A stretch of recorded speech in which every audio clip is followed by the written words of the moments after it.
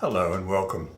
The Rail Zeppelin, or Schienenzeppelin, was a German experimental rail car which in appearance resembled a Zeppelin airship.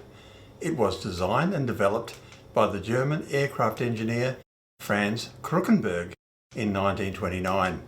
A pusher propeller located at the rear propelled it. The rail car accelerated to 230 km per hour, and that was a record for a petrol-powered rail car. This record was not surpassed by any other rail vehicle until 1954. Only a single example was ever built, which, due to safety concerns, remained out of service and was finally dismantled in 1939. Just as well. Can you imagine a large rotating propeller in proximity to people in a crowded train station?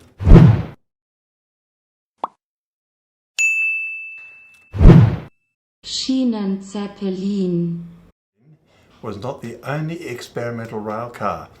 The earlier Aero wagon, an experimental Russian high-speed rail car, was also equipped with an aircraft engine and a propeller. The Scots Benny railplane from 1930 had a potential to reach 190 km per hour, but lack of financial backers meant that the prototype had no rail to be tested on. The French Aerotrain prototype did have rails to be tested on. It used twin turbine engines with ducted jets to reach 430 km per hour. Noise and other issues caused the project to be cancelled. What made the German Schienenzeppelin so fast was that it had two conjoined BMW 6-cylinder engines driving either a 2 or 4-blade fixed pitch propeller. The drive shaft was raised 7 degrees above the horizontal to give the vehicle some downward thrust. Don't want it to take off. The body of the Schienenzeppelin was streamlined, having some resemblance to the era's popular Zeppelin airships, and it was built of aluminium in aircraft style to reduce weight. 40 passengers could be carried in this 20-ton machine. In 1932, Kruckenberg began a new project with the rail car involving significant modifications. The aircraft engine was still used. However, the power transmission was hydraulic through 2 Fottinger fluid drives fitted on the forward bogie. A pointed fairing was installed in place of the propeller. This version of the vehicle reached 180 km per hour in 1933. Due to many problems with the Schienenzeppelin prototype, the Deutsche Reichsbahn-Gesellschaft decided to go their own way in developing a high-speed rail car, leading to the Fliegender Hamburger or Flying Hamburger in 1933. This new design was suitable for regular service and served also as the basis for later rail car developments.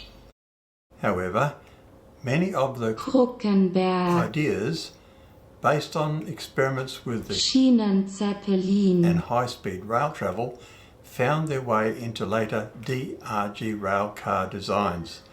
At the beginning of 1934, Schienenzeppelin was rebuilt for the last time and a Maybach engine was installed. In July 1934, it was sold to the German Imperial Railway. The failure of Schienenzeppelin has been attributed to everything from the dangers of using an open propeller in crowded railway stations to fierce competition between Kruckenberg's company and the Deutsche Reichsbahn separate efforts to build high-speed rail cars. One disadvantage of the Rail Zeppelin was the inherent difficulty in pulling additional wagons to form a train because of its construction.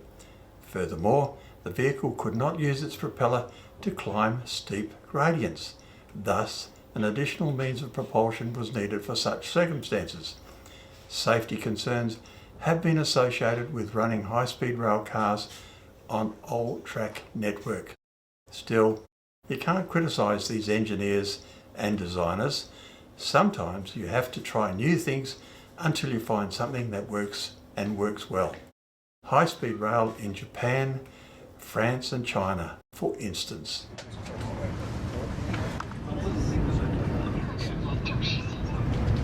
We are accelerating and we're still in the suburbs. Now that's fast. How fast? Well, that's fast. Or me.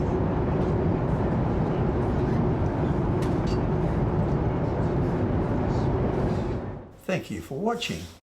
Comments always welcome, and like and subscribe to promote content.